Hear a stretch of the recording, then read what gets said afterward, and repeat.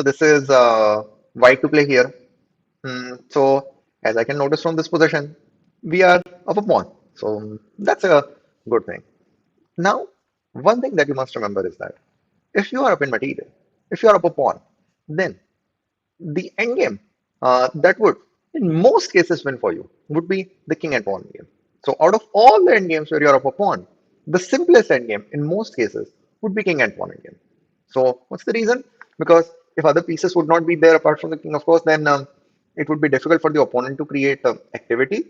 And that extra pawn that we have in king and pawn endgame, it will be easier for us to create a pass pawn. So, whenever you're playing an endgame, and if you're up a pawn, try to go into the king and pawn endgame, and you will notice that winning the game would become much easier. Now that you know the strategy, so the move should be clear. That is bishop h4. So king d7 has happened. Now the knight is planning to move. We are not going to allow that. We can play bishop takes e7 in this position.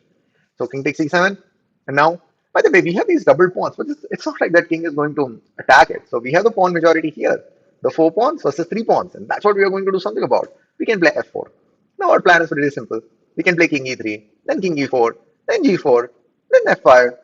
Basically, the goal will be four pawns on the king side versus three pawns of black, and we are going to create a pass pawn and then win the game.